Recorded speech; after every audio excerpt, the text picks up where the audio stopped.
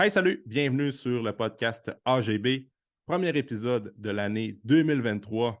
Et cette semaine, on débute ça en force avec Marc-Antoine Varin, fondateur de la compagnie MVP Nutrition, qui est une entreprise de coaching en nutrition qui se spécialise avec les joueurs de football. Donc, Marc-Antoine et son équipe vont aider plusieurs joueurs de football, que ce soit au niveau collégial, secondaire, universitaire et même professionnel, avec leur nutrition. Et en 2023, on est le début de l'année, plusieurs personnes veulent se mettre à mieux manger, donc améliorer leurs habitudes alimentaires. Et Marc-Antoine, même s'il va entraîner des joueurs de foot avec leur nutrition, ben ça reste que c'est des conseils qui sont applicables aussi pour nous qui veulent tout simplement mieux manger. Fait que dans le podcast de cette semaine, on donne des conseils pour mieux manger de façon générale pour avoir des meilleures performances dans le gym. On va parler de l'importance d'avoir des bonnes sources de protéines. On parle de l'importance d'avoir des bonnes sources de glucides également. On parle des bons gras. On va parler aussi de l'importance de nuancer tout ça puis d'avoir une bonne façon de s'alimenter qui fonctionne pour nous et qu'on va être capable de garder pour une longue période de temps. Fait que c'était vraiment une belle discussion que j'ai eue avec Marc-Antoine. On voit que la nutrition, c'est quelque chose qui le passionne. Il s'informe beaucoup sur toutes les nouvelles tendances au niveau de l'alimentation. Fait que c'est certain que ce podcast-là va t'aider à avoir de meilleures habitudes alimentaires pour la prochaine année. J'espère que tu vas retirer quelques conseils durant le podcast. Je te souhaite une bonne écoute.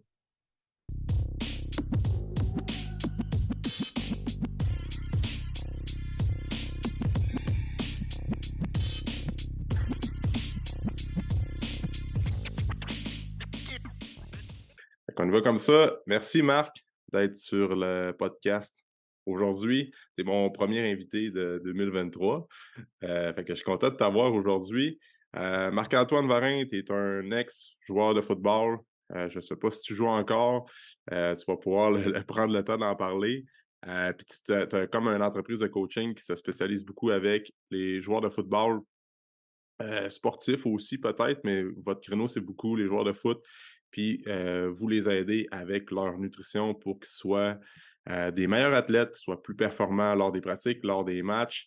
Donc, Marc, pour les gens qui ne te connaissent pas, qui t'ont jamais vu sur les réseaux sociaux, toi et ton équipe, tu peux-tu prendre le temps de te présenter? Parle-nous de ton parcours, comment ça a commencé tout ça. Tu as joué au football universitaire avec U-Laval, je pense, c'est ça?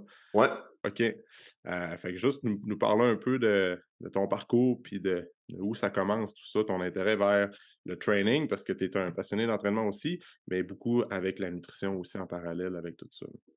ouais, OK, cool. Fait à la base, moi, dans le fond, j'ai toujours été un grand sportif, là, dès le plus jeune âge avec, le soccer, le basket, le ski, le foot qui a commencé à l'âge de 12 ans. Yep. Puis, du moment que j'ai découvert le foot, c'est là que j'ai trouvé mon calling, ma passion, c'est ce que je voulais faire, tu sais. Du moment que j'ai commencé à jouer, mon rêve, c'était de jouer au football professionnel puis de gagner ma vie avec ça. Puis à ce moment-là aussi, j'étais vraiment un grand maigre, vraiment, vraiment, vraiment. Fait que je me suis mis à l'entraînement. Tu sais, je me tenais avec des plus vieux à l'école qui s'entraînaient déjà un petit peu, puis pour moi, c'est là, dans le fond, secondaire 1, j'ai commencé à m'entraîner, puis je le faisais vraiment avec des vidéos YouTube, là, c'était comme probablement Mmh. les débuts un peu de ça, mes vidéos YouTube, des push-ups, des élastiques à la maison. Fait que dès le secondaire 1, ça a été ça. Secondaire 2, 3, je me suis inscrit dans les gyms, puis pour moi, le gym était aussi hot ou presque le foot. Tu sais, souvent, il y a beaucoup de joueurs de foot qui s'entraînent parce qu'il faut qu'ils s'entraînent pour jouer au foot. Ouais. Mais pour moi, c'était les 2 c'était aussi hot. J'ai vraiment Mmh. toujours trippé là-dessus. Fait que là, l'off-season, j'ai jamais m'entraîner, in-season, j'ai jamais joué au foot. Puis, ça a été quand même long avant que la nutrition commence à rentrer en cours, là, dans le fond, à travers mon parcours, j'avais fait Team Québec, Team Canada, puis la réalité, c'est que j'étais pas tant en shape à ce moment-là ou pas, tu sais, je Ouais. veux pas dire vraiment pas, ça reste que j'étais un joueur de foot correct, mais pour moi, la nutrition, c'était juste je mangeais beaucoup pour être plus gros, tu sais, comme OK. ben des jeunes. Puis, à ma deuxième année au cégep, j'étais allé au cégep à Vanier, dans le fond. Je jouais comme, j'ai toujours joué de linebacker au foot, en fait. Ben, pas Yep. toujours, là, mais du moment que le foot est venu sérieux, puis j'ai commencé à être meilleur, je jouais linebacker. Puis à ma deuxième année au cégep, j'ai déchiré mon ACL, la Oh shit. deuxième game de l'année. Puis c'est à partir de là que la nutrition puis le training a vraiment pris un autre niveau. Yep. À ce moment-là, je cherchais la solution de revenir de mon ACL. Tu sais, probablement, on recule il y a 10 ans, un ACL, ça faisait plus peur qu'il y a maintenant, quand Mmh. même, là. Mmh. Il y en a plein qui disaient: «Hey, moi, un ACL, ma carrière est finie». J'entendais ça de plein de monde, puis je suis comme: «Moi, c'est pas vrai, ma carrière n'est pas finie avec un ACL, je vais revenir plus gros, plus vite, plus fort, meilleur», Mmh. tu sais? Puis je me suis fait référer à un coach à ce moment-là. Je suis allé le voir tout de suite avant de me faire opérer. J'ai fait comme mon entraînement avant opération, puis j'ai tellement pogné la piqûre sur le style d'entraînement, les méthodes d'entraînement, pousser ça à un autre niveau, puis la nutrition à ce moment-là. C'est là que tout a vraiment pris forme. Puis cette année-là, après mon premier ACL, je suis revenu plus vite, plus gros, plus fort que jamais. Pour vrai, c'était OK. comme. Puis c'est là où j'ai compris l'importance puis la puissance que ça pouvait avoir de faire les bonnes choses à ce niveau-là. Fait que c'est Mmh. vraiment là que la passion a décliqué. Puis ce coach-là est devenu un mentor pour moi à travers le temps. Je commençais à faire des formations coach export à ce moment-là aussi parce que je me suis dit, je veux coacher, je veux avoir cet impact-là aussi. Parce qu'il n'y a pas beaucoup de monde à part lui à ce moment-là qui aidait les joueurs de foot de cette façon-là. Puis j'étais OK. comme, faut que je fasse ça. Ouais. Fait que ça a comme évolué de même. Je me suis entraîné avec lui jusqu'à ce que je quitte la région de la rive nord de Montréal, dans le fond, là, Mmh. parce que je suis allé à l'université à Laval. Fait que du moment que je suis allé à Laval, j'ai commencé à m'entraîner avec l'équipe à Laval. Mais la nutrition, j'ai toujours suivi ces principes-là, puis je me suis vraiment. Ça a tout le temps été une passion. Tu sais, je veux dire, j'allais à l'école, mais des fois, pendant les cours, je lisais des articles de nutrition parce que c'est ce Mmh. qui m'intéressait plus. Mmh. Fait que, à partir de là, j'ai joué 4 ans à l'Université Laval où est-ce que j'ai eu la chance de gagner quand même 2 coupes Vanier. C'était vraiment cool. La Ouais, c'est bon. première, j'ai eu la chance en 2016, fait que ma deuxième année, j'ai eu la chance de jouer, maganer. J'ai redéchiré mon ACL une deuxième fois cette année-là, OK. mais j'ai eu Le la chance même? de jouer. Le même, ouais. Mmh. Fait que après ma première année universitaire, je me suis fait repérer au genou parce qu'il avait réparé mon ménisque en même temps que mon premier ACL. Mmh. Là, le ménisque avait redéchiré, fait qu'ils ont enlevé une partie du ménisque. Après ma première année, après ma deuxième année, mon ACL a pété partiellement comme 2 ou 3e game de l'année. Puis j'ai joué toute l'année avec un brace. Puis à la Coupe UTEC, la demi-finale canadienne, il a déchiré au complet. Ah Euh, shit, hein. mais là, il te reste une game, c'est la Coupe Vanier la semaine d'après. Fait que Mmh. tu suck it up si tu me permets de Ouais. parler. Ouais, mais Ah ouais. fait que j'ai joué la Coupe Vanier, vraiment pas la meilleure game de ma vie, mais j'ai joué la Coupe Ouais. Vanier cette année-là. Puis mes 2 dernières années ont été résumées de blessures. Puis c'est un peu, Ouais. tu sais, honnêtement, j'en prends une partie du blanc. Je pense que génétiquement, je dois être prédisposé, là. Le nombre de blessures que j'ai eues, ça fait aucun sens, là. Je veux dire, en 2017, je me suis fait opérer 2 fois. Tu sais, j'ai joué 2 demi-games, il a fallu que je me fasse opérer à l'épaule puis au poignet. Puis Mmh. 2018, qui a été ma dernière année, qui était pour moi ma grosse année, je le voyais comme mon année de draft puis tout Mmh. ça. Finalement, la première game, je suis revenu au jeu, je me suis redéchiré le même ACL une troisième fois. Ouais. Hem, fait que c'est un peu fou, là, mais je pense que j'ai ma partie du blâme à prendre parce que je voulais tout le temps faire trop, m'entraîner plus. Tu sais, on Mmh. avait un plan d'entraînement complet, puis j'en ajoutais parce que je trouvais qu'il manquait de ci, qu'il manquait de ça, puis Mmh. probablement que c'est venu à mon détriment. Fait que ça a été un peu ça le résumé de ma carrière de foot. OK. Puis c'est après ça où je me suis vraiment comme lancé dans le coaching à la base du football, puis ensuite, de la nutrition. Mmh. Ça, c'est bon que tu en parles. Je pense qu'il en parle beaucoup écoute, j'ai oublié le terme anglais, mais surtout pour les gens qui font du sport comme, football, hockey, basketball aussi à des niveaux plus hauts, de, tu sais, doser l'énergie tout au long de la saison avec le training, là, de plus en plus, ils en Mmh. parlent. Je pense que c'est même la NHL qui veulent prolonger, ajouter des matchs pour que le calendrier soit moins condensé, OK. pour que les joueurs permettent de récupérer in season aussi, là. Ouais. Fait que de plus en plus, ils commencent à évaluer ces options-là, là, parce que des fois, des saisons, tu sais, football, justement, tu dis que tu avais peut-être une prédisposition à être blessé plus facilement. Déjà là que c'est tough, c'est rough le football, là. Ouais. C'est un Ouais. sport quand même assez intense, ça. C'est comme tu sais, on l'a vu encore la semaine passée, cette semaine avec, le joueur des Bills, là, Ouais, c'est le c'est joueur des fou. Bills, ouais, c'est qui est tombé, man, sur le Ouais. dos après un plaqué, là. C'est shit, Ça moi, l'a choqué tout le monde, là. c'est ça. Sport, moi, le football, là, je trouve ça vraiment cool comme sport, mais faut que tu sois prêt, man. C'est comme, on joue au foot, là. Ouais, mais c'est fou. Puis il y en a plein qui ressortent d'une carrière de 10, 12, 15 ans avec des petits bobos puis rien de Ouais, ouais, sérieux. exact, Il y en a d'autres qui vont jouer 4, 5 ans puis qui vont être complètement démolis, tu sais. Fait que exact. Mmh, je pense qu'il y a le côté, il y a probablement le côté génétique, il y a le côté mmh, préparation physique, il y a le mmh. côté toutes tes habitudes de vie qui entourent ça, il y a la position à laquelle tu joues. Je veux Aussi, dire, ouais, si tu ouais. joues running back ou middle linebacker, tu prends des shots pas Ouais. mal. Ouais. Versus tu joues corner, du côté fort du terrain, ben, Mmh. tu cours beaucoup, mais tu prends peut-être pas tant de shots que ça. Fait que, Ouais. bon, tu sais, ton corps ne devient pas magané de la même façon, là. Ouais, c'est ça, exact. Puis après ça, ben, quand tu as, comme là, tu as terminé ton parcours universitaire, puis là, tu as commencé à coacher un peu plus, Ouais. puis là, la nutrition a pris une plus grande place dans ta vie. T'as-tu, ben là, tu as fait beaucoup de formations. Quand tu étais à l'Uni, t'étudiais-tu dans le domaine de la nutrition, mais tu étais dans un autre domaine complètement, dans À ton champ l'Uni, d'études? à l'Uni, j'étais en intervention sportive. OK. Parce qu'à la base, en rentrant à l'Uni, mon plan de carrière, c'était faire de la préparation physique, de la nutrition, puis coacher du foot. OK. Fait que c'est vraiment là où je me dirigeais, puis c'était un programme qui offrait juste à Laval, puis ça m'intéressait, je voulais Ouais. jouer à Laval, puis c'était ça. Puis il y a plusieurs programmes de nutrition que j'avais regardés, puis quand je regardais ce qu'ils enseignaient, puis je prenais des feedbacks du monde, ça m'intéressait pas tant que ça. Tu sais, ce que Mmh. j'apprenais à l'extérieur de l'université en nutrition, je trouvais que c'était plus pertinent, plus applicable, des concepts auxquels je croyais plus, des philosophies en lesquelles je croyais plus que ce qu'ils Mmh. enseignaient en nutrition. Puis je me voyais pas faire un bac pour un morceau de papier, mais des connaissances que je croyais pas tant que ça. Mmh. Fait que c'est vraiment après ça que, tu sais, j'ai pris les cours de nutrition que je pouvais prendre. Fait que les cours options, les ci, les ça, je les ai faits parce que ça m'intéressait beaucoup. Mais la réalité, c'est que mon bagage de connaissances en nutrition s'est fait ailleurs, Mmh. avec d'autres formations par la suite, Mmh. euh, parce que je n'étais pas fan de ce qu'ils nous enseignaient à l'université Ouais. en nutrition. Ouais, je suis bien d'accord avec toi. Puis ça, c'est toujours un sujet chaud, là, les programmes universitaires Tout le de temps. nutrition. Puis, Ouais.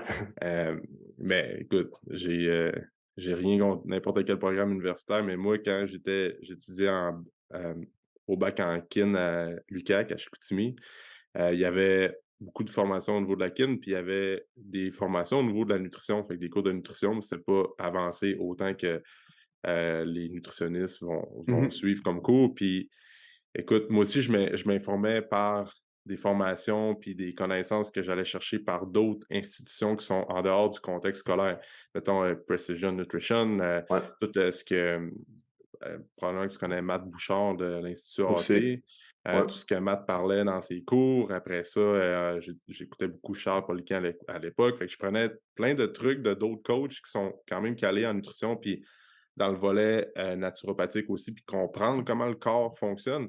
Puis là, ouais. tu écoutes ce qui est dit à l'école, tu dis: «OK, il me semble que c'est des connaissances de» il y a pas eu de réforme à ce niveau-là. On dirait que c'est les mêmes trucs qui sont, mâchés différemment, puis on dirait que ça Mhm. fait 20 ans que ça avait pas trop évolué. Je sais pas si c'est encore comme ça aujourd'hui, mais c'est ça, là, tu voyais il y avait un clash entre les 2. Fait que, moi, je pense Ouais. aussi que ça, c'est dans n'importe quel domaine, là, on va parler de la nutrition. Je pense qu'il faut pas que tu t'arrêtes quand tu sors de l'école en nutrition, peu importe, là. Faut pas que tu t'arrêtes à juste les connaissances que tu as vues à Ben non. l'école. Faut que tu sois capable d'aller chercher d'autres manières de penser, d'autres philosophies ailleurs, parce que si tu t'arrêtes à ça, il va te manquer pas mal de connaissances. C'est un peu comme le bac en kin. Si tu t'arrêtes à ce que tu as vu dans le bac, puis tu vas pas chercher des connaissances ailleurs, tu fais pas des Mhm. formations et tout ça avec d'autres institutions, c'est sûr qu'à un moment donné, tu vas être limité dans tes connaissances, puis ça va affecter les résultats que tu vas avoir avec tes clients, là. Exact. Tu sais, pour moi, c'est quand tu finis ton parcours universitaire, c'est là que ça commence. Ah, Tu sais, c'est ça, c'est comme, exact. c'est là que ça commence. Puis moi, ce que j'ai fait, un de une des façons de faire, là, c'est que moi, je suis vraiment blanc ou noir dans la vie. Tu sais, le monde qui Ouais, me connaît, je suis très, très extrême. Puis là, ouais, j'essaie de. de Tu sais, je veux dire, dans le nuancer. monde de la nutrition, c'est pas tant blanc ou noir. Tu sais. Fait Ouais. que j'essaie de me balancer un petit peu, mais une des choses que je fais beaucoup, c'est quand je plonge dans une approche, je plonge à 100%, je vais chercher tout ce que je peux à partir de là. Mmh. Puis après ça, je trouve quelqu'un qui dit le contraire de moi, de ce que je Ouais, crois, puis je m'en vais voir ça. Tu sais, récemment, il y a un des gars que j'appréciais vraiment pas, que sa présence m'énervait, c'était Lane Norton, qui est ouais. vraiment un des pros de la nutrition, mais Mmh. son attitude, sa façon de parler, sa façon de bâcher le monde, moi, ça me frustrait vraiment. Mmh. Puis là, je me suis dit, ben, j'ai probablement quelque chose à apprendre de ce gars-là Ah s'il me ouais, dérange autant. Fait que ouais, là, c'est cours à lui. Fait que là, cette année, j'ai acheté comme tous ses cours, puis là, je suis en train de faire ça. ouais, Juste c'est parce que c'est bon. une philosophie qui est différente de celle que je fais. Je viens un peu comme toi, probablement, là, d'un background très poliquin, Mmh. je veux pas dire low carb, mais tu sais, vraiment high protein, c'est ça. Mmh. Ça va voir Lane Norton, puis c'est pas la même game pantoute. Fait que Mmh. là, c'est d'aller chercher des choses d'un peu partout, puis de prendre, tu sais, d'en prendre puis d'en laisser un peu partout Ah pour ouais. bâtir ton approche, puis ce qui marche avec le monde que toi, tu veux aider aussi, là. Exact, exact. Puis Puis je donnais la comparaison avec ce qu'on apprenait à l'université dans le temps. Puis c'était comme quand même assez général, puis c'était beaucoup le guide alimentaire canadien, mais avant qu'il le reforme en Ouais, 2019, si je me trompe ouais. pas. Puis honnêtement, lui de 2019, moi, de mon point de vue à moi, des fois, je suis comme sérieusement quelqu'un qui commence de A à Z, de zéro avec la nutrition. Fie-toi à la réforme, là, la fameuse assiette où ce que tu vois la moitié, c'est des végétaux, tu as le protéine, tous les glucides, un verre d'eau à la Mmh. place de prendre 50 portions de produits laitiers par jour. Je dis: Ouais. «Sérieusement, commence par suivre ça pendant 2 mois, là, puis tu Ça vas va bien déjà aller. voir, ça va bien aller». Mais puis nous autres, ils nous référaient beaucoup à l'ancien guide alimentaire canadien qui avait beaucoup de lacunes, mais en même temps, avec du recul, je me rends compte que la population générale au Canada, puis disons au Québec, mange vraiment pas si bien que ça. Puis s'ils suivraient le guide alimentaire canadien, même s'il y avait beaucoup de lacunes à l'époque, il y aurait probablement pas mal moins d'obésité, puis pas mal moins de problèmes de santé aujourd'hui, parce que tu regardes les paniers d'épicerie des gens qui s'en vont, tu vas fais ton épicerie, regarde les paniers d'épicerie des autres alentours de toi, là, puis c'est pas une grosse partie de la population qui a beaucoup de légumes, puis des viandes, puis, tu sais, souvent, c'est des produits congelés. C'est Ouais, hallucinant. Moi, ça me fait toujours capoter quand je prends le temps de comparer. Puis le monde qui écoute le podcast, puis nous autres, qu'on est coach, puis qu'on est dans les gyms, tout ça, on pense que, hey, la santé, ça gagne c'est de plus en plus populaire. Le monde mange de mieux en mieux, mais c'est parce qu'on s'entoure de monde qui mange bien, parce qu'on a des clients qui veulent faire exact. attention, puis les gens qui fréquentent les gyms, généralement, ont des meilleures habitudes de vie. Puis en réalité, c'est pas tout ça qui se passe à grande échelle, au Mmh. Québec, là. On le voit, là, il y a plein d'articles qui sortent que le monde sont plus en plus de problèmes au niveau du surpoids, au niveau, dépression, l'activité physique est en chute, le monde bouge pas nécessairement plus. Tu te dis: «Ouais, OK, on n'a pas gagné encore la bataille, on gagne des petites batailles à gauche et à droite, mais on a encore de la job à faire en tabarnache au Québec si on veut qu'on soit en meilleure santé, là». Ouais, exact. Puis ça, c'est tu le dis, là, mais moi, c'est un de mes trips quand je vais à l'épicerie ou surtout Ouais. au Costco, là. Ah ouais, c'est le fun. Je me promène la tête basse, puis je regarde les Ouais, paniers, ouais, puis en regardant le panier, je me fais une image, puis là, je regarde la personne qui pousse le ouais. panier, puis bien souvent, ce qu'il y a dans le panier, ça te reflète Ah ouais. un peu sans porter de jugement, là, je veux dire, Non, c'est non, vraiment non. correct, puis tu fais ce que tu veux, mais Ah ouais. bien souvent, ce qu'il y a dans le panier reflète la personne qui le pousse, puis je trouve ça Mmh. fou, tu sais, puis je m'en rends compte maintenant. Je veux dire, jamais de ma vie, j'aurais pensé avoir un emploi de bureau. Tu sais, je veux dire, j'ai Mmh. toujours, dans ma tête, moi, j'allais être dans un gym, j'allais être sur un terrain, j'allais être ci, j'allais être ça. Puis finalement, mais je suis devant mon ordi tout le temps, tout le temps, tout le Ouais. temps. Tu sais, je travaille en ligne en plus avec les athlètes. Puis je me rends compte à quel point ça peut être challengeant d'être actif, puis de ci, puis de ça. Mmh. Tu sais, c'est con, mais je track mes pas, là, puis si je fais pas un effort, là, j'en fais pas beaucoup dans une journée, là. Je fais pas un Ouais. effort d'aller prendre une marche le matin, de ressortir dans la journée, de ci, de ça, comme Mmh. surtout en travaillant de la maison, ça fait qu'on bouge pas beaucoup. Puis pour moi, c'est important, pour moi, c'est une priorité, puis moi, j'en suis conscient, puis je trouve ça challengeant. Fait que je Mmh. comprends qu'il y a du monde pour qui c'est hyper difficile de mettre ça de l'avant, Mmh. surtout que tu as pas les connaissances, puis tu essaies d'avoir les connaissances, puis tu entends 1000 une choses différentes, tout le monde se Mmh. contredit, puis là, c'est vraiment difficile de se faire une tête là-dessus, puis tu sais, Ah, genre, vraiment. la conscience, c'est fou, là. Ouais, c'est ça. Ouais, c'est comme tu dis, on porte pas de jugement, c'est des constats, puis à un moment donné, comme quand on va parler de la nutrition, puis on parle d'avoir un bon mode de vie, il y a tellement de facteurs à considérer. Écoute, je parlais avec des amis dans le temps des fêtes que, on parlait il y a comme le prix de la bouffe à l'épicerie qui est rendu comme vraiment plus cher qu'avant, on Ouais, connaît, là, toute l'inflation. Puis demande à une mère monoparentale avec 2 kids de comme acheter bio puis acheter de la viande, puis qui a un revenu moyen. Tu dis: «OK, là, comme je comprends que faut que tu manges tes protéines, faut que tu essaies de faire attention dans tes tu des noix, tu achètes, tous des trucs qui sont le plus naturels possible». Mais là, elle a 2 kids à nourrir, elle a pas un gros revenu, elle arrive juste bien pour payer son loyer à la fin du mois. Tu dis: «OK, là, on va choisir nos combats, on a comme pas le choix». Fait que je pense que c'est ça un peu ouais, la job d'un intervenant en nutrition, puis même affaire avec l'entraînement, c'est comme on va se faire un plan de match selon tes besoins à toi, puis selon ta réalité. C'est pas la même affaire que quelqu'un qui est très aisé financièrement, puis que lui peut se permettre d'acheter des repas préparés, puis il y a comme aucune limite à ce niveau-là. OK, là, tu es capable d'avoir un discours différent, fait qu'il faut prendre ça ben oui, en considération. exactement. Puis nous autres, on le voit, là, je veux dire, la grande, grande majorité de notre clientèle, c'est des étudiants athlètes. Exact. Mmh. Un étudiant athlète, tu sais, je suis passé par là, puis Pas tu sais, avec un les gros étudiants revenu. n'ont pas beaucoup d'argent, les étudiants athlètes, ils en ont encore moins de manière générale parce Mmh mh. qu'avec l'entraînement, avec, tu sais, en saison, pendant une saison de foot, là, saison de foot universitaire, essaie de travailler, c'est pas facile. T'sais. Fait que là, tu disais, Ouais. je suis 3-4 mois dans mon année sans travailler. Mm. Après ça, la saison finie, il faut que je trouve une job, mais après ça, il y a des gars qui retournent à l'autre bout de la province dans leur famille. Fait que là, c'est comme je ne trouverai pas une job à l'autre bout du monde pour un mois, il n'y a personne qui va me prendre. Là, tu reviens, finalement, tu as tes cours, tu as ton entraînement, tu as ci, tu as ça. Puis là, tu Mm. travailles à temps partiel, mais tu as l'été pour travailler, puis ça ressemble à ça. Fait que l'été, tu paies compte ton argent, mais ça force les gars à être vraiment comme disciplinés à ce niveau-là. Puis on ne se cachera pas que des étudiants collégiales et universitaires, ben, la discipline au niveau de l'argent, puis des sorties, puis de ci, puis de ça, Ouais. c'est tough. Tu sais, Ah c'est ouais, c'est tough, puis j'en normal. étais le premier, là. J'étais Exact. le premier.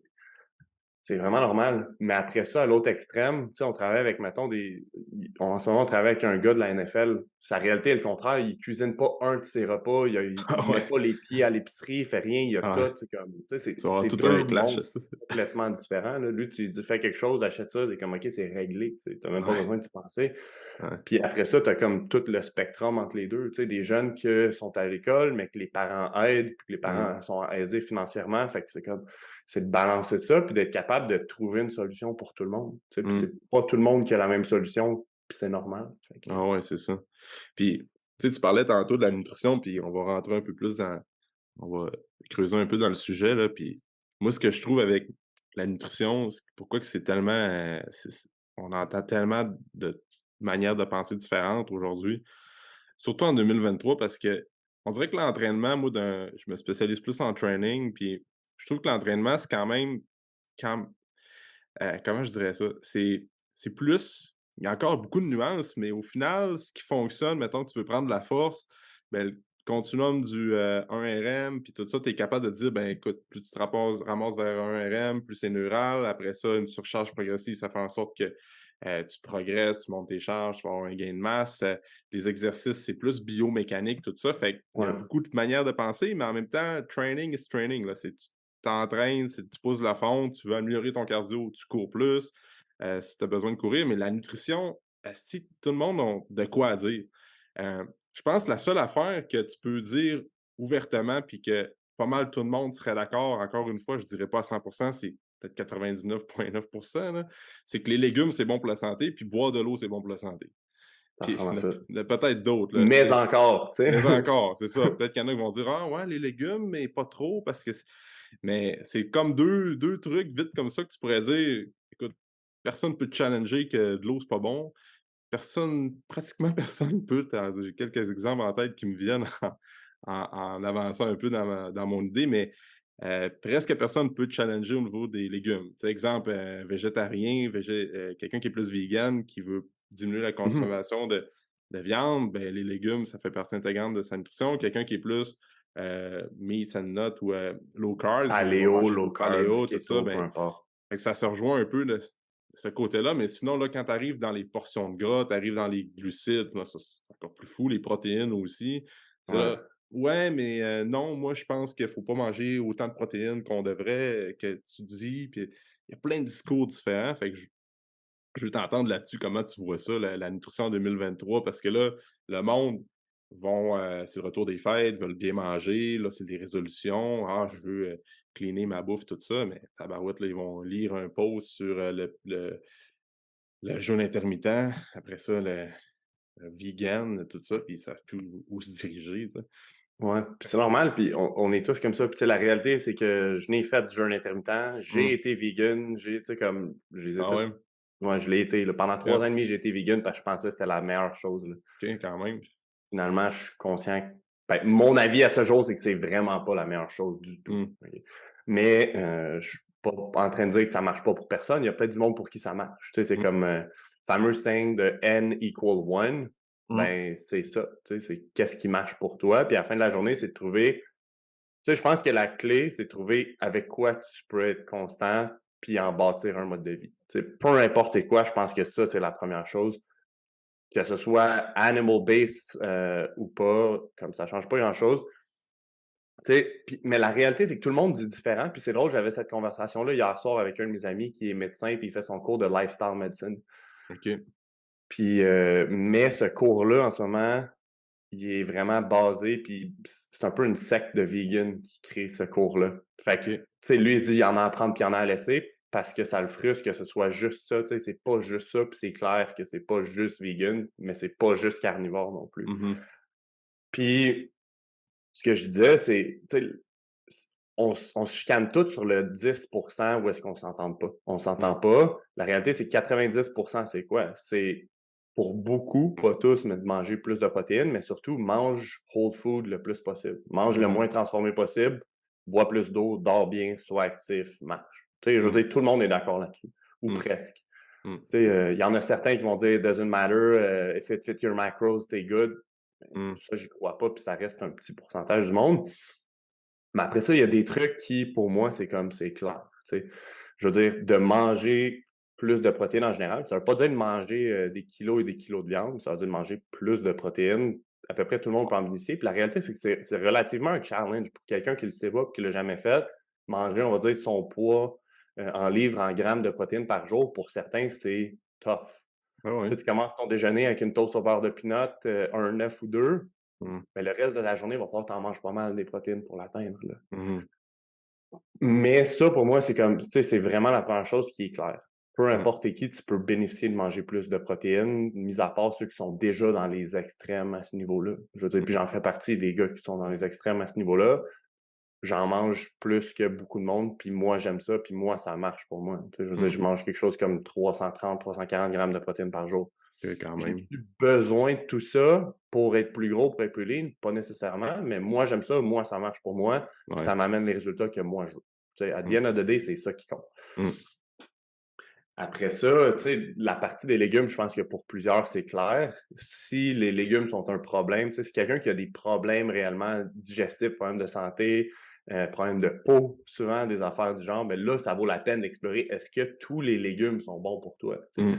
Il y a très, très, très peu de monde, tu sais, à la Paul Saladino, le Carnivore MD, qui est très, très populaire en ce moment, qui vont bénéficier d'avoir zéro légumes. Tu sais, je suis sûr que même lui pourrait trouver un ou deux légumes qui vont super bien puis qui n'osent pas de problème puis il pourra en retirer des bénéfices. Je suis convaincu.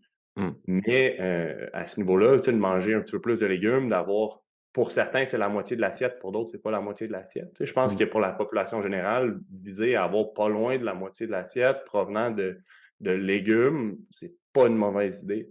Mais après ça, tu mets un gars comme moi ou toi qui s'entraîne beaucoup, qui veut prendre la masse puis qui mange beaucoup à la base, mettre la moitié de l'assiette en légumes, ça fait pas de sens. Je veux dire, tu vas ben trop manger, tu vas être bloaté, tu vas avoir mal au ventre, tu te sentiras pas bien.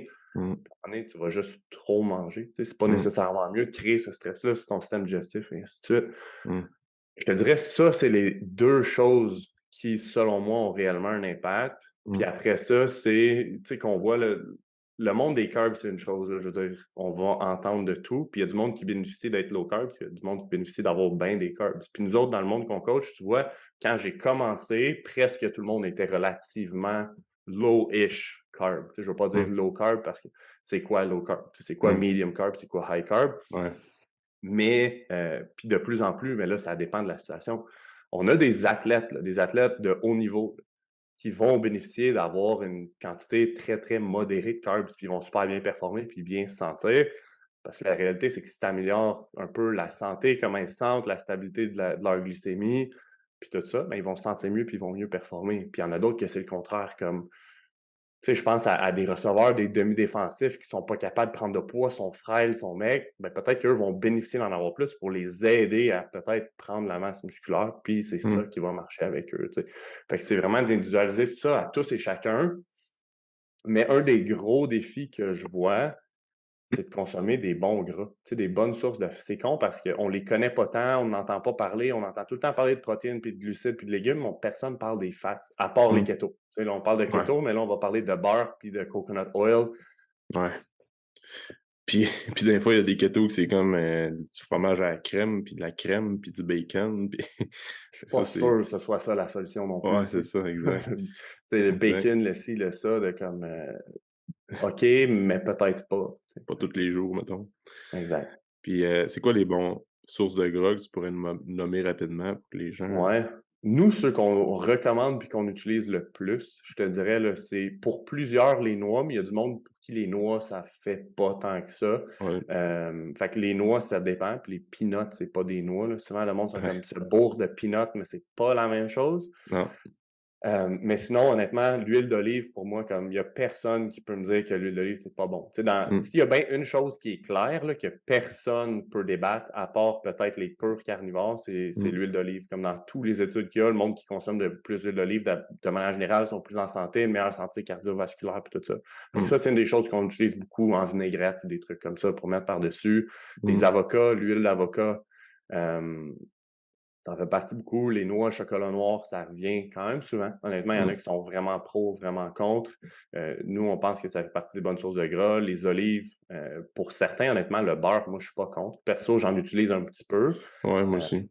Beurre grass-fed tout le temps. Tu sais, pour Mm. moi, si je mange de la viande qui est plus grasse ou des produits animaliers plus gras, exemple un yogourt qui a plus de gras ou du beurre, je mets vraiment l'emphase sur le grass-fed à ce niveau-là. Mm. Le reste, ben, si ça fait pas dans ton budget, ça fait pas dans ton budget, vire pas fou. Mais quand tu vas Mm. vraiment dans le gras animal, je pense que ça vaut la peine, tu vois. Mais ça dépend. Tu sais, quelqu'un qui mange autant de protéines que moi, animal, veut aussi dire que tu manges quand même une bonne quantité déjà de gras saturés juste à travers la viande que tu manges. Mm.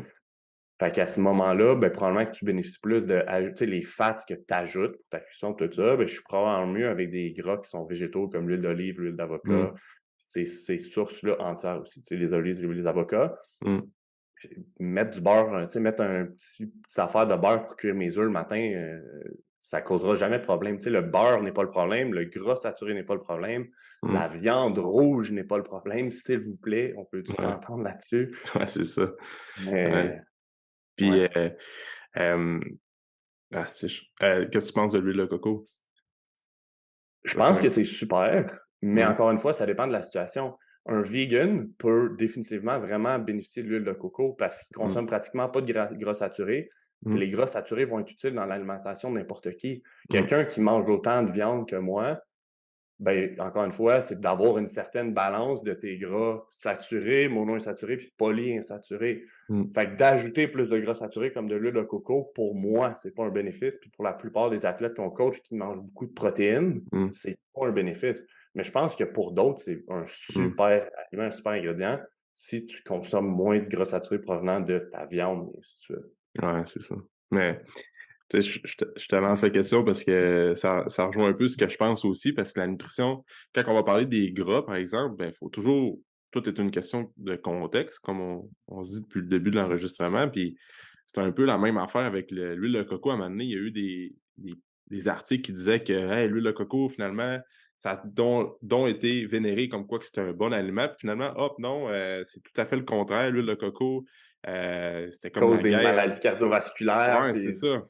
Mais c'est tout wow, le temps une wow. question de contexte aussi. Ben oui. C'est sûr que l'huile de coco, à un moment donné, il y a du monde qui en mettait dans le café. Il y a du monde qui faisait cuire leurs œufs avec ça. Ben, moi, j'aime ça de temps en temps. Ben, je vais finir mon idée avec ça, dans le sens que si tu en mets dans le café, tu fais cuire tes œufs dans l'huile de coco, tu en rajoutes pour faire cuire ta viande, tu en rajoutes avant ton entraînement. Là, tu te trouves à prendre comme 50, 60 grammes d'huile de coco par jour. Hey, shit, de un, ça fait des calories pas mal. Puis là, tu as pas mal, beaucoup de gras saturés dans ton alimentation. Puis en plus, tu en rajoutes dans ton café. Fait que c'est sûr que Ouais. là, tu viens qu'à. Oui, il y a des bienfaits à l'huile de coco, mais à plus petite dose. Si tu en prends 80-100 grammes par jour, puis que tu manges beaucoup de viande, comme tu dis, c'est peut-être de faire attention. Encore une fois, j'ai rien contre l'huile de coco dans mon café de temps en temps, quand ça me tente, mais c'est sûr que je vais peut-être doser ou ce que je vais en mettre ailleurs. Fait que Mhm. c'est un bon truc que tu donnes aussi par rapport à l'huile de coco, qui est un gras saturé, quelqu'un qui mange beaucoup de viande, puis qui en a beaucoup de gras saturés via les viandes grasses qu'il va manger, tout ça, ben ça, c'est un bon point de OK, peut-être dose à ce niveau-là, mais si tu as tendance à pas beaucoup en manger de la viande, puis tu fais un peu une alternative entre protéines végétales, un peu de viande, tu essaies d'avoir une diversité à ce niveau-là, ben peut-être que tu as un peu plus de lousse aussi au niveau de la consommation d'huile de coco. Après ça, ben, tu peux aller vers les autres huiles, là. Moi, je suis 100% d'accord, l'huile d'olive, c'est quelque chose que c'est super bon pour la santé, puis on devrait tout en manger dans les vinaigrettes, de se faire des vinaigrettes maison, puis d'en mettre dans les Exact, légumes, puis fait que exact. Puis mmh, encore une fois, c'est de comprendre la balance de tout. Tu sais, mmh, c'est vraiment là où ça se passe. Selon moi, le nerf de la guerre, quand on parle de mmh, gras, c'est vraiment la balance de tout. Tu sais. mmh, Puis l'autre chose à prendre en considération, c'est si tu es vraiment high carb, si tu manges vraiment beaucoup de, tu sais, de sucre, puis tout ce qui est sucré, ben peut-être que tu devrais pas être si high fat que ça aussi. Tu sais, c'est mmh, de venir chercher cette balance-là. Tu sais, souvent, tu es mieux d'être plus high carb. Je veux pas dire low fat parce que personne bénéficie d'être low fat. Non. Mais plus low fat ou plus high fat, plus low carb. Mais tu sais, d'être souvent dans un milieu, à part dans un début ou peu importe pour certains, mais quand tu t'en viens dans les extrêmes, c'est là que c'est important de venir chercher ton balancier, c'est clair. Mhm. Exact. Puis après ça, hey, tantôt tu parlais de grass-fed. Peux-tu définir c'est quoi grass-fed pour les gens qui savent pas c'est quoi là, la viande, puis le beurre grass-fed, là, tantôt Ouais. t'en parlais. OK. C'est quelque chose que personnellement j'ai entendu parler il y a longtemps, mais pas tant que ça. Quand je suis devenu vegan, je suis devenu vegan en 2016, après mon deuxième ACL, je pensais que c'était la solution pour diminuer l'inflammation, puis là, finalement, ben, tu t'embarques là-dedans, puis là, tu te crains, tu lis plein d'affaires, puis hey, finalement, c'est meilleur pour la planète, c'est meilleur pour ci, c'est meilleur pour ça. Puis encore une fois, comme je disais plus tôt, moi, j'aime ça venir me challenger. Fait qu'après un certain temps de vegan, je me suis mis à me challenger, à savoir est-ce que la viande est bonne pour moi pour vrai? Est-ce que ça Mhm. serait bon que je la réintègre ou pas? Mais dans ce moment-là, d'un point de vue moral et éthique, je voulais rien savoir de remanger de la viande. Comme pour Mhm. moi, j'étais vegan à vie, là. Mhm. Euh, Par contre, quand j'ai commencé à entendre parler de l'agriculture régénératrice, ce qui veut dire, c'est euh, on entend souvent parler par rapport au bœuf, puis c'est des vaches, des bœufs de pâturage, ce qui veut dire qu'ils grandissent sur une ferme à l'air libre, si on veut. Là. Puis au Québec, peut-être pas l'hiver, là, ils ne laissent pas Mhm. dans la neige l'hiver. Ouais. Mais c'est que ce que ces animaux-là mangent, c'est le gazon. Puis ce qu'ils font, c'est qu'ils font une rotation. Fait que je ne pourrais pas dire, là, je ne suis pas l'expert de Non. l'agriculture, je pourrais en parler à l'oncle de ma blonde qui, lui, en a une ferme de bœuf OK. grass-fed. Fait que moi, c'est là que mon bœuf, je vais le chercher. OK. Mais en gros, c'est qu'à tous les quelques jours, mais il y a une rotation. Fait qu'ils changent de terre, changent de morceaux de terre qui sont clôturés. Fait qu'ils vont manger ailleurs, vont manger le gazon ailleurs, mais ils vont aussi faire leurs besoins là. Puis Mhm. en gros, ce que ça va faire pour la planète à la base, c'est que ça va régénérer nos sols. D'avoir les animaux qui piétinent, qui font leurs besoins, puis tout ça, ça vient régénérer les sols. Fait que ça, honnêtement, autant pour la planète que pour la qualité de la nourriture qu'on a, c'est hyper important, puis ça a vraiment un gros impact. On entend tout le temps que manger de la viande, manger du bœuf, là, le CO2, le méthane, le ci, le ça, puis c'est mauvais pour la planète. Le bœuf que tu achètes à l'épicerie qui est comme industriel, nourri au grain, au maïs, au soya, je suis d'accord, ça, c'est problématique. Le bœuf de pâturage, je pense que c'est le futur dans la santé de la planète et dans la santé de la population. En ce moment, je suis convaincu de ça jusqu'à ce que quelqu'un me prouve du contraire. Mhm. Fait en gros, ces vaches-là sont nourries toute leur vie de gazon puis de ce qu'ils trouvent dans leur pâturage. Puis ça vient vraiment faire une différence dans la qualité de la viande, dans ce que tu retrouves comme les acides aminés, je ne suis pas certain que ça fait réellement une différence, mais surtout dans la qualité des gras, Mhm. puis dans les toxines que tu peux retrouver. Parce que les vaches qui sont grass-fed, ben, jamais tu vas retrouver des médicaments, des ci, des ça là-dedans. Mhm. L'eau qu'ils vont boire, souvent, mais ils ont des cruches, là, c'est pas comme ils sont pas laissés à eux-mêmes, là, ils ont des cruches pour boire, mais souvent, c'est la qualité de gras qui fait une différence. Tu manges une vache, tu sais, du bœuf qui est grass-fed, le gras ne sera pas blanc. Tu sais, souvent, Mhm. tu vas à l'épicerie ou peu importe, plus le gras est blanc, puis plus c'est comme supposé être bon, mais la réalité, c'est que ton gras animal, si tu veux avoir une bonne source, ça va être plus orangé. Mhm. Puis c'est les profils de gras qui sont là-dedans, les vitamines qui vont venir un petit peu avec ça, puis ça fait une différence d'un point de vue santé de l'humain puis de la planète. Puis il y a les vaches grass-fed, mais de manière générale, au Québec, les vaches qui sont grass-fed sont aussi grass-finished, versus tu vas aux États-Unis, tu vois, il y en a qui vont juste écrire grass-fed. Mais si c'est juste écrit grass-fed, à certaines places, ils ne sont pas grass-finished, ça veut dire qu'ils sont finis au grain les dernières semaines, les derniers mois, pour OK. les engraisser. Ah, Euh, OK. Ouais. Fait que non, si tu vas aux États-Unis, idéalement, tu veux trouver grass-fed, grass-finish. De plus en plus, ça se trouve au Québec dans les épiceries. Avant, c'était impossible à trouver. Tu devais aller directement chez les fermiers. Puis il y en a plusieurs, honnêtement. On est tous capables d'en trouver pas si loin que ça ou qui vont Ouais. livrer dans nos régions. Ouais. Mais tu vois, Maxi sont rendus qui ont du bœuf grass-fed. Puis pour moi, c'est sûr que si tu veux manger une viande qui est plus grasse, ça vaut vraiment la peine d'avoir le bœuf qui est grass-fed, de payer un petit peu plus. Mhm. Ça fait partie des trucs que moi, je préfère payer plus pour, mais j'achète pas tout bio du tout. Tu sais, I Mhm. wish, puis comme je le ferais, mais en ce moment, c'est pas une réalité pour moi puis pour beaucoup de monde au Québec. Mhm. Mhm. Mais c'est un petit Mais, peu ça. ouais.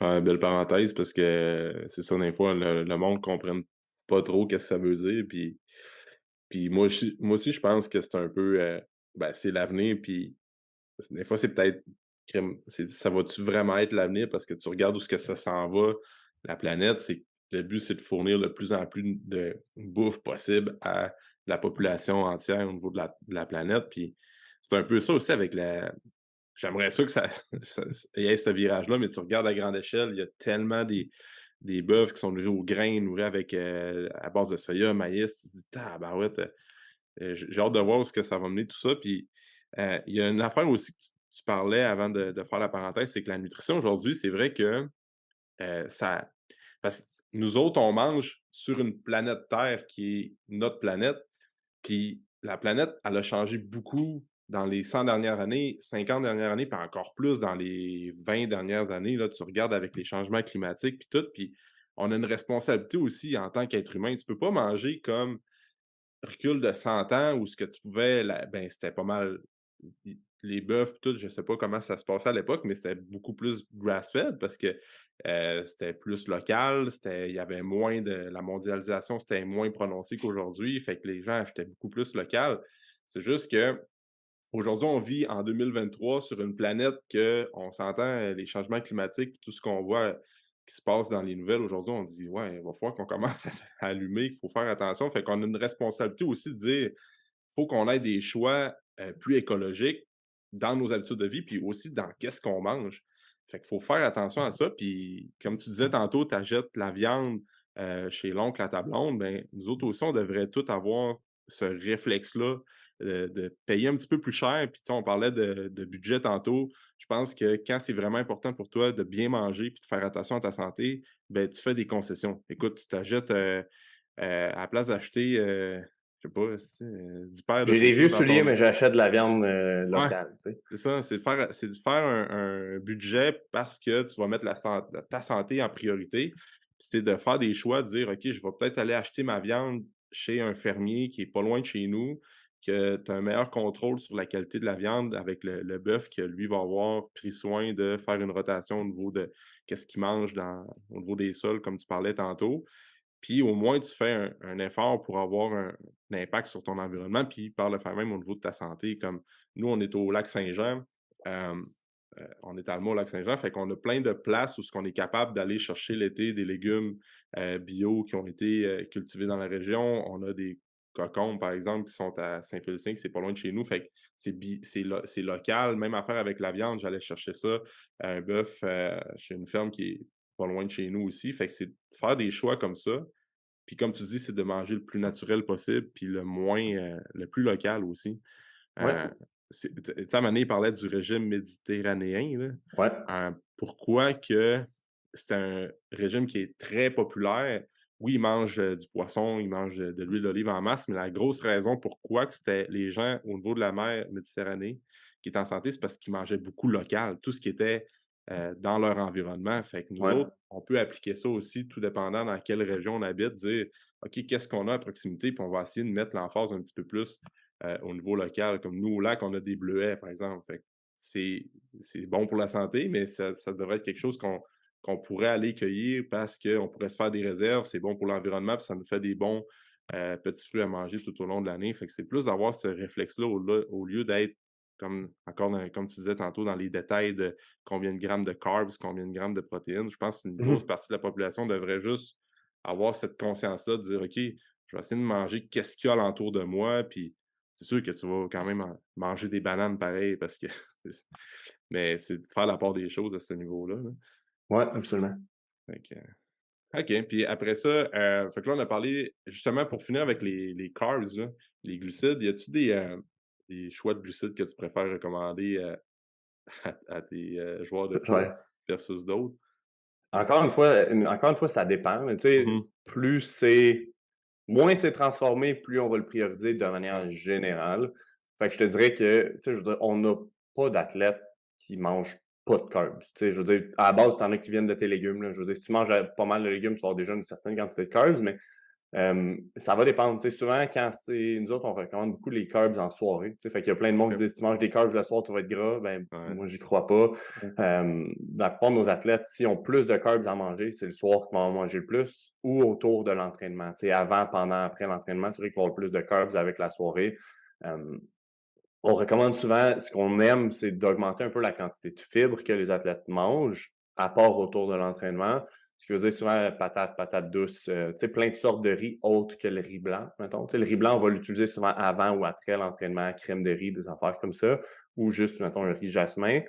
Mais tout ce qui est patates, les différents riz, noirs, sauvages, rouges, peu importe, le quinoa, tu sais, tu vois des courges, ces affaires-là, c'est là où on met beaucoup l'emphase. Encore une fois, le riz, on l'utilise beaucoup aussi, les fruits. OK? Fait que à peu près tous nos athlètes mangent des petits fruits au déjeuner, que ce soit frais ou congelé, on s'en fout réellement, là, mais des petits fruits. Sinon, après ça, autour de l'entraînement ou à d'autres moments, on va intégrer d'autres fruits. Puis on a certains athlètes, tu sais, des gars qui doivent juste manger beaucoup, beaucoup, beaucoup pour leurs dépenses énergétiques et tout ça, qui, eux, on va intégrer des choses qui sont vraiment plus comme denses en calories, puis qu'on pourrait considérer comme moins centrées, puis trop caloriques, mais pour eux, c'est leur besoin. Tu sais, exemple, du jus ou genre du sirop d'érable, du miel ou des affaires comme ça, on va les intégrer pour certains athlètes aussi, souvent autour de l'entraînement ou pour les aider à compenser. Parce qu'à un moment donné, je peux pas te demander de manger une livre de patates 4 fois par jour, là, comme Ouais. tu y arriveras pas, puis tu vas juste te défoncer le système digestif. Tu sais, Mmh. c'est con, mais c'est ça. Fait que des fois, il faut venir manœuvrer avec d'autres choses qui sont peut-être plus denses pour venir combler à ça. Mmh. Bon point, là. J'adore aussi tu parlais des jus, souvent avec post-training, des fois avec des gens parce que tu as des blends de carbs que tu peux acheter sous forme de supplément, mais encore une fois, c'est quand même plus dispendieux, puis c'est un autre supplément des fois que tu peux ajouter à ta liste, mais Ouais. des fois, le jus d'ananas post-training, des trucs comme ça, j'ai bien aimé ça avec des gens qui pouvaient se le permettre, là, qui avaient de la misère à prendre la masse, puis qu'il fallait Ouais. qu'ils mangent beaucoup de calories, mais à un moment donné, comme tu dis, si T'as pas l'appétit, là, je ah, veux c'est dire. ça.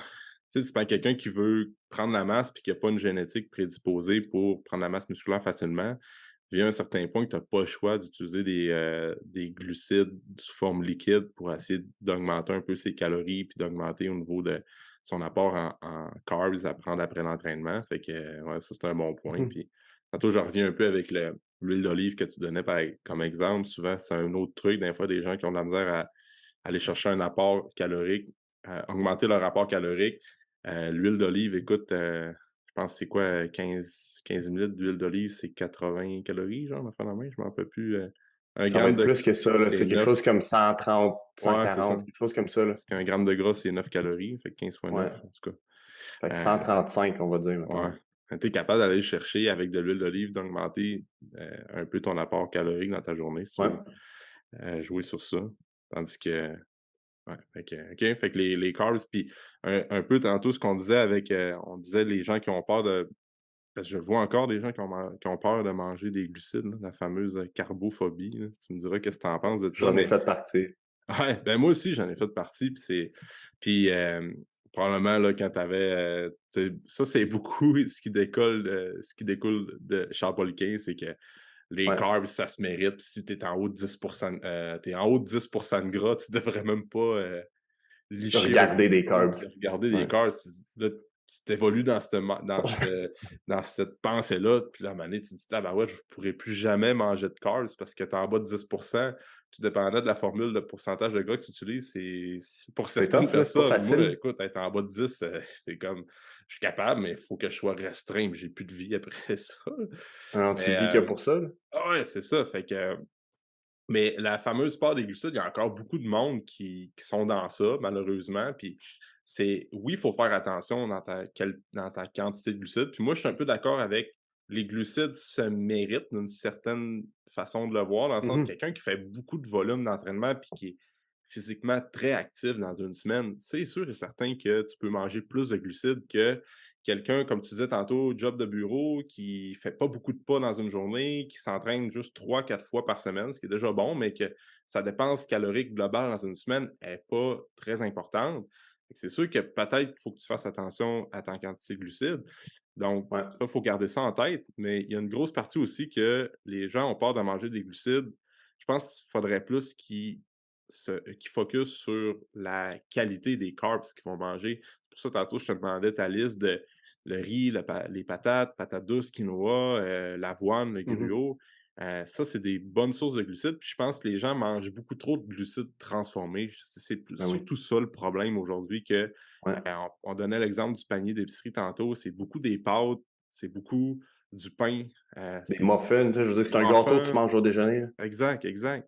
Heu, j'ai rien contre les pâtes à l'occasion, mais si tu manges, des pâtes Alfredo, 1 journée sur 2, puis tu manges un muffin le matin, puis le lendemain, sur l'heure du midi, c'est un sous-marin, mais probablement que tu as trop de glucides qui sont transformés, puis tu devrais faire graduellement un switch pour prioriser des glucides qui sont plus, naturels, puis moins, Ouais, mais le défi réellement avec ça, moi, je trouve, puis ça, c'est mon avis personnel, mon ouais, expérience personnelle, d'être tu sais, de plus contrôler, d'être plus low carb, ben, c'est vraiment facile pour la gestion de l'appétit.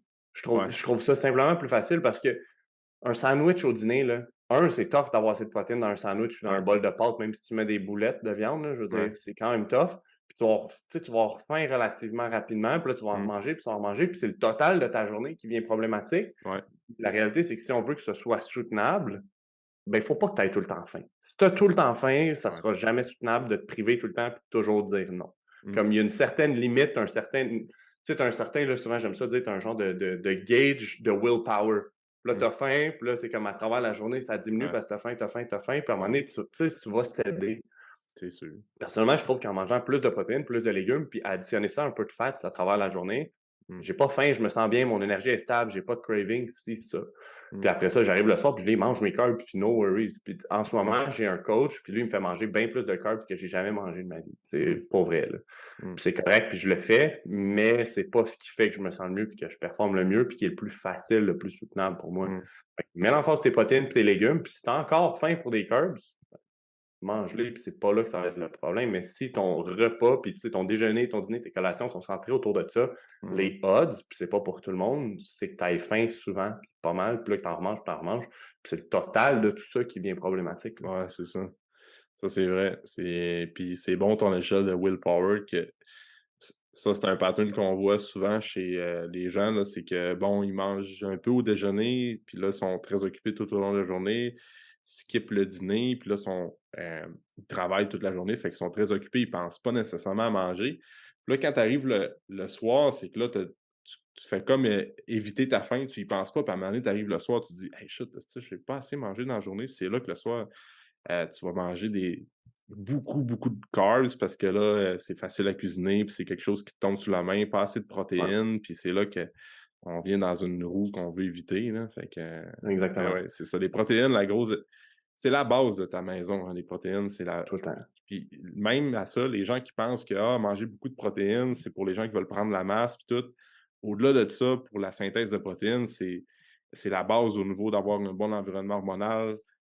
C'est essentiel les protéines. Si tu as pas une bonne fondation à ce niveau-là, c'est sûr que tôt ou tard, tu vas avoir des problèmes de santé ou ben, tu seras pas optimal en tant qu'être humain puis tu auras pas assez d'énergie. Fait que Ben, même d'un point de vue, si on parle de aucunement performance, aucunement entraînement, d'un point de vue santé puis longévité, tu ah vas ouais. bénéficier de manger plus de protéines. Mmh. Ça va t'aider tu sais, je veux dire, la masse musculaire, là, c'est pas juste pour être beau puis être gros, là. Je Non, veux non, non. dire, d'un point de vue santé, c'est essentiel, Mmh. tu sais, d'être capable de bouger. Les personnes, théoriquement, là, plus tu es vieux, plus tu devrais manger de protéines, tu sais. Puis la Mmh. réalité, c'est que le monde qui en mange le moins, c'est bien souvent les personnes âgées, ils ont plus d'appétit, ils en mangent pas tant, et ainsi de suite. Mmh. Mais c'est eux qui bénéficieraient le plus d'en prendre, d'un point de vue de santé puis de longévité, pas Mmh. tomber, se casser une hanche, tu sais. Ah ouais. Mais non, mais c'est Ah ça ouais. pour Exact. après ça, on pense après prendre de la masse, mais la réalité, c'est que tu le sais aussi bien que moi que si tu as un client en perte de poids, ben, c'est encore plus important pour lui d'avoir plus de protéines que ton client en prise de masse. Ah oui. Puis c'est Ah oui. contre-intuitif, tout le monde pense: «Ah mais non, là, faut que j'en mange moins, nanana, moins de Mmh mh. calories». Oui, mais plus de protéines. Tu sais, Ouais, souvent, c'est ça. les gars qui veulent lean down puis qui veulent y aller comme progressivement, peu importe, puis je dis les gars, ça peut être les filles aussi, là, mais moi, ce que j'aime dire, c'est avant de dire: «Coupe les carbs, enlève ci, enlève ça», c'est: «Mange plus de protéines». Mmh. Mange plus de légumes. On t'ajoute des trucs, là, tu vas voir, Mmh. tu sais, Ouais, tu ouais. pas faim de manger toute ta cochonnerie après ça, de toute Ah ouais. façon. Ouais. Puis les gens devraient être plus d'ajouter plutôt que d'être en mode restreindre puis de couper. Mais Comme oui, tu quand dis, tu te fais dire que tu peux pas, là, Dès Ouais. que tu te fais dire que tu peux pas, ça te tente puis tu as envie, là. Je veux Ben dire, oui. on est humain, c'est normal, là. Tu me dis: «Je peux Ouais. pas faire quelque chose», tu me donnes envie de le faire juste parce que Ouais. tu me dis: «Je peux pas le faire», là. Ouais. C'est le même principe. Tu peux pas manger de carbs. «Ah, mais j'ai envie de manger des carbs», mais tu Ouais. me dis de manger plus de protéines, j'ai pas nécessairement envie de: «Hey, faut que je mange des carbs», j'y pense Ouais. juste pas. Ouais, J'ai c'est pas ça. faim, j'y pense pas. Fait que, Ouais. Il y a une grosse partie mindset dans l'alimentation, puis c'est ça qu'on ben devrait oui. tout le temps faire. Dire, comme moi, exemple, là, on se lance un challenge au gym à l'interne de dire OK, on veut se faire un 4 mois où on veut être plus lean puis en meilleure shape. Puis moi, je me suis dit, OK, là, je sais c'est quoi mes lacunes que j'ai au niveau de mon alimentation dernièrement. Fait que là, je me suis dit, il faut que je mange plus de légumes parce que j'en mangeais pas assez dernièrement. Je veux manger plus de protéines, je veux boire plus d'eau. C'est comme mes 3 objectifs que j'ai. Puis après ça, je suis pas dans le mindset de dire: «OK, je vais essayer de couper mes calories ou quoi que ce soit». Je dis: «Je sais qu'en mangeant plus de protéines, je bois plus d'eau, je mange plus de légumes, puis je fais mes repas en conséquence. Je vais être capable de perdre la masse adipeuse, puis je vais être capable d'être plus musculaire en même temps», là. Fait que J'ai aucun doute. J'ai ouais, aucun doute que dans 4 ouais. mois, tu vas être en meilleure shape que tu es là. Ouais, c'est ça, exact. Si je le suis puis que je suis comme, je me mets dans le mode où ce que je le fais pendant 4 mois, c'est sûr et certain. Fait que je pense que les Exact. gens, pour la prochaine année, devraient plus avoir ce mindset-là. Mmh mh. Fait que, si on résume, Marc, là, pour tout ce qu'on a parlé pour le podcast aujourd'hui, il y a, les protéines. Fait que Ouais, de faire attention à la qualité de protéines, d'avoir une bonne diversité aussi au niveau de ces protéines, puis au niveau de tout ce qu'on mange dans une semaine. ouais, Ensuite de ça, on avait parlé des glucides, donc faire attention à l'apport en glucides, puis les qualités des glucides qu'on va prendre, encore une fois. ouais, Puis on a parlé des bons gras. En fait, on a fait le tour des macronutriments, fait que c'est pas juste de mal. faire un petit wrap-up de tout ça, mais c'est d'essayer de le mettre en contexte, puis de se rappeler que on peut être nuancé, puis ça, une affaire aussi, tu disais tantôt, tu es quand même très noir ou gris, noir ou blanc? Noir ou blanc, ouais. Ouais.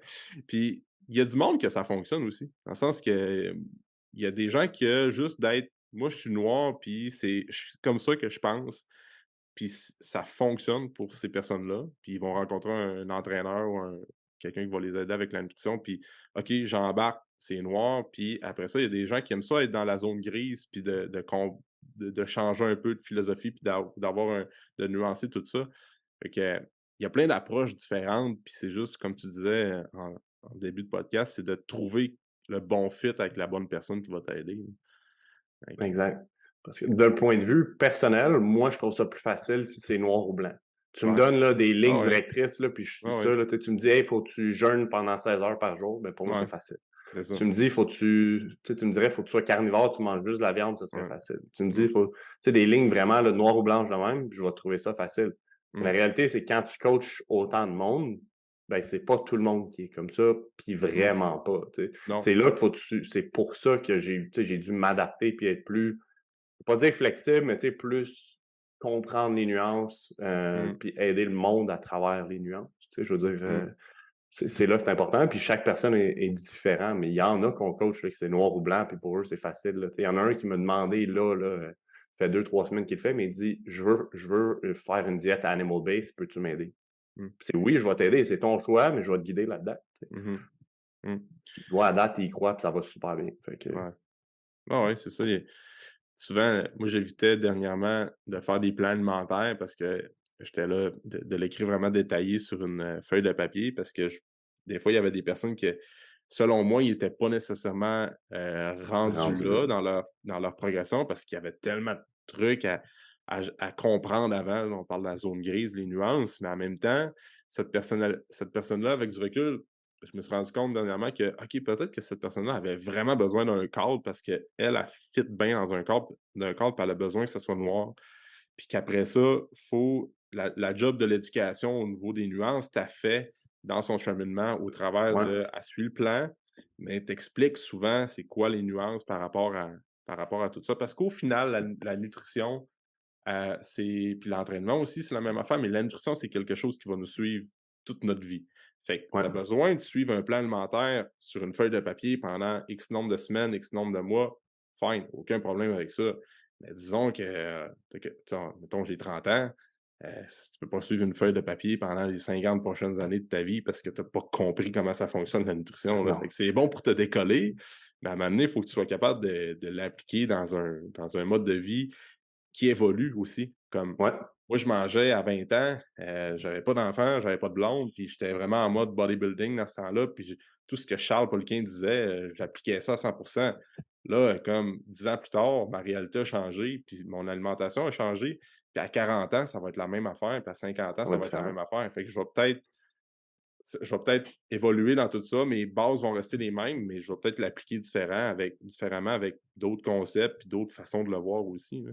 Ouais, puis il y a ta réalité qui évolue. Ah, Tu sais, c'est en ce ça. moment, je suis une structure alimentaire depuis plus qu'1 an, là, mais il y a aucune chance que je suive ça toute ma vie, là. Ben Tu sais, ouais, je c'est le ça. fais là, je Ouais, développe les connaissances, ça me permet exact. d'essayer des choses nouvelles, Mmh, puis d'apprendre à connaître, puis après ça, ben, ce que je vais faire dans 5 ans, dans 6 mois, quand j'en suivrai plus de structure alimentaire, mmh. je vais tester tellement plein d'affaires différentes que je vais savoir qu'est-ce qui fonctionne le mieux pour moi, où est-ce Ben que je oui. me sens mieux, puis je vais comprendre comment, pourquoi, dans quelle situation. Puis Mmh, après ça, tu sais, éventuellement, c'est de trouver qu'est-ce qui est soutenable mmh. pour toi, puis qui fonctionne dans ta vie à toi. Tu sais, je veux Ouais, c'est dire, bon. quelqu'un qui voyage tout le temps, là, tu peux pas lui demander d'avoir son meal prep de fait tout le temps. Mmh, Il est sur la route 6 jours semaine, il prend l'avion aussi, ça. mmh, Tu sais, c'est de trouver cette réalité-là pour tout le monde. mmh, Puis éventuellement, de suivre des structures, puis de voir, tu sais, mettons, moi, j'ai un coach différent chaque année depuis quelques années, parce que je vais essayer des approches différentes dans le but de mmh, trouver, éventuellement, j'en dis, j'essaie tellement d'affaires, je sais exactement ce que moi, ça me prend, tu sais. mmh. C'est ça. Je compterai jamais mes calories, jamais je vais tout rentrer dans une application, ça me gosse, j'haïs ça, comme Ouais, ça marche pour du monde, mais ouais. pour moi, ça marchera pas, moi, ça m'énerve. Fait que, Mmh. trouver Ah ce qui ouais, fonctionne pour toi, tu sais. exact. Écoute, Marc, c'était Ouais. quand même, une très belle discussion. Je suis content d'avoir parlé de ça avec toi aujourd'hui. Je suis convaincu que ça va aider bien du monde qui écoute le podcast de OK, peut-être que je vais peut-être avoir une façon de penser différente pour la prochaine année au niveau de mon alimentation. Puis encore une fois, je pense que c'est de continuer à s'informer, de continuer à suivre du monde comme toi, Marc, sur les réseaux sociaux, votre page sur Instagram, MVP Nutrition. Ouais. Vous donnez tout le temps des bons conseils. Vous donnez beaucoup de conseils parce que votre clientèle cible, votre avatar client, si je pourrais dire, c'est beaucoup Ouais. les joueurs de foot. Ouais. Fait que mais en même temps, les gens peuvent suivre votre page parce qu'au final, c'est comme on disait tantôt, tous les conseils que tu as donnés aujourd'hui dans le podcast, c'est des conseils que tu as donnés à tes athlètes. Ben Mais oui. au final, L'intuition, on n'est c'est pas l'intuition. c'est l'intuition, c'est l'intuition. Écoute, puis moi, ce que j'aime dire à mes clients, c'est que essaie de t'entraîner puis de penser comme un athlète dans la façon que tu bouges, dans la façon que tu manges aussi, puis dans les Mmh mh. suppléments que tu vas consommer. Moi, ce que je dis, c'est pense comme si tu étais un athlète. Exemple, un gars qui joue d'une ligue de garage 2 fois semaine, on s'entend que tu ne feras pas NHL. Sauf que, essaie de dire que quand tu t'entraînes, quand tu manges, ben, ça va faire en sorte que tu vas être le meilleur joueur de ta ligue de garage. Puis de cette manière-là, tu vas comme automatiquement mieux manger, ton entraînement va suivre tout ton mode de vie, puis tu vas juste devenir plus performant en règle générale, autant dans ton sport, autant au gym, puis tu vas être en bonne santé. Fait que je Ouais. pense qu'ils peuvent suivre les conseils que vous donnez là, sans aucun doute. Tu sais, à 90 c'est la même affaire pour un athlète puis pas un athlète. Tu sais, Ouais, des protéines, c'est des protéines, des légumes, c'est des légumes, ouais. puis tu sais, ça reste que c'est ça. Tu sais, puis à Ah la fin ouais, de la journée, c'est mange plus de protéines, mange plus de légumes, ouais, entraîne-toi fort, puis ça va ouais, bien aller. exact. Puis comme je te dis, vos athlètes, c'est des joueurs de foot, mais s'il y a quelqu'un qui joue au hockey puis qui est encore au niveau athlète, ce qui veut repousser ses limites, ben, tant qu'à moi, un joueur de foot, peut-être des petites nuances un peu, mais un joueur de foot et un joueur de hockey va sensiblement manger la même affaire. Même quelqu'un qui Ben fait du oui, CrossFit puis qui veut performer plus, ben, on est des athlètes, puis des athlètes doivent sensiblement suivre les mêmes ben oui, lignes. Fait que, on est tous humains, là. Tu ouais, sais, à c'est la fin ça. de la journée, c'est ça, là. Fait que Exact, exact.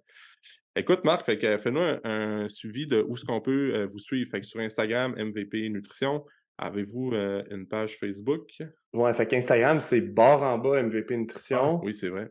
Ouais, parce que MVP Nutrition était Ah pris. ouais. Fait que barre en bas MVP Nutrition. Sur Facebook, il y a la page MVP Nutrition, mais la réalité, c'est que si tu es pas sur Instagram, là, ça vaut la peine de le suivre. Mais sinon, on n'utilise pas vraiment Facebook, là. C'est vraiment le OK, même contenu qui est posté automatiquement dessus. OK. Je te dirais, c'est vraiment les deux places. Après ça, le monde qui veut en faire un peu plus, des fois, ils peuvent venir sur notre channel Discord. On a maintenant un channel Discord public, si on veut, ouvert à OK. tous. Puis on fait un book club. Fait qu'à tous les mois, on choisit un livre de mindset, des affaires comme ça qu'on lit tous ensemble, on discute. Fait que ça, c'est un truc OK. qu'on a. Fait qu'il y en a qui joignent le channel Discord. Le lien dans le bio Instagram peut te mener à ça si jamais ça t'intéresse. En ce moment, tu es en train de lire Relentless de Tim Grover, qui est un livre que j'avais lu quand je jouais au foot. Ah, OK. Puis on choisit un livre à tous les mois. On met des informations, des fois, s'il y a des questions qui viennent là-dessus. Mais la grosse place, c'est vraiment Instagram. OK. De toute manière, comme d'habitude, je mets tous les liens dans la description du podcast. Fait que les gens vont pouvoir communiquer avec vous via les Cool. liens dans la description du podcast. Merci, Marc, d'avoir été là. C'est super apprécié. Ben aimé ça. Merci à toi. Je trouve que tu as une belle façon de penser au niveau de la nutrition. Fait qu'écoute, si les gens ils ont des suggestions, des questions, des trucs qu'ils aimeraient parler avec Marc-Antoine, vous pouvez le communiquer, lui et son équipe, directement ou Ouais. passer par moi puis vous mettre en contact. Puis éventuellement, si vous avez des suggestions, on pourra faire un épisode numéro 2 sur un sujet plus précis au niveau de la nutrition. Fait que merci, Marc, d'avoir été là. Merci à toi, c'était cool, je suis content. Yes, sir. Fait qu'on Alex. se- Yes.